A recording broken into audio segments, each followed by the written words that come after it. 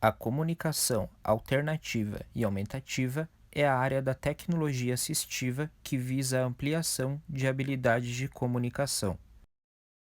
Esse tipo de comunicação destina-se a pessoas sem fala ou sem escrita funcional, ou em defasagem entre a necessidade comunicativa e a habilidade de escrever ou falar. A comunicação alternativa aumentativa se utiliza de gestos, como apontar e direcionar o olhar, assim como expressões como abrir e fechar os olhos, além de sons e outras formas de comunicação utilizadas pelo paciente para manifestar desejos, necessidades e opiniões.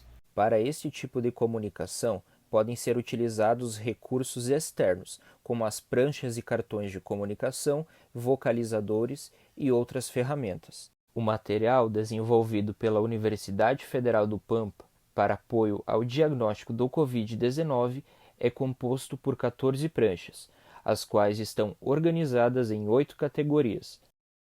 A prancha número 1 contém a primeira categoria, que representam os dados de identificação do paciente. As pranchas 2, 3 e 4 correspondem ao conjunto de sintomas que podem ser apresentados pelo paciente. As pranchas 5, 6 e 7 correspondem ao tempo do início dos sintomas. A oitava prancha representa a categoria das comorbidades.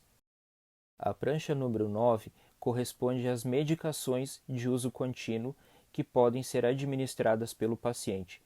Enquanto isso, a 10ª prancha corresponde às medicações que foram administradas para o alívio dos sintomas.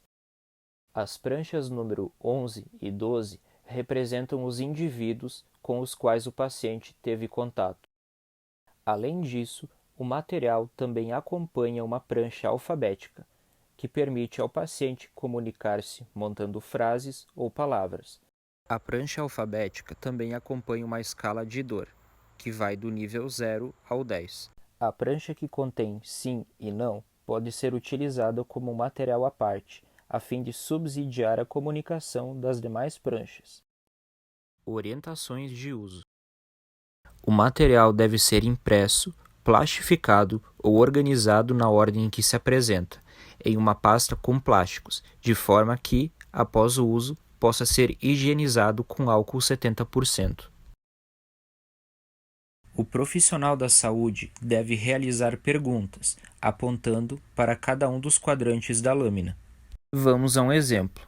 Na prancha 2, o profissional deve perguntar sobre os sintomas que o paciente apresentou. Apontando o dedo para o primeiro quadrante, deve-se indagar sobre a ocorrência de febre. O paciente, então, deve responder sobre a febre e, caso não fale, utilizar a prancha de sim ou não. Da mesma forma, o profissional da saúde deve proceder com os outros quadrantes, como o quadrante que indica vômito, por exemplo. O material é indicado para apoiar e ampliar a comunicação entre a equipe de saúde e o paciente, sempre que a interação verbal estiver comprometida pela dificuldade de comunicação ou compreensão do último.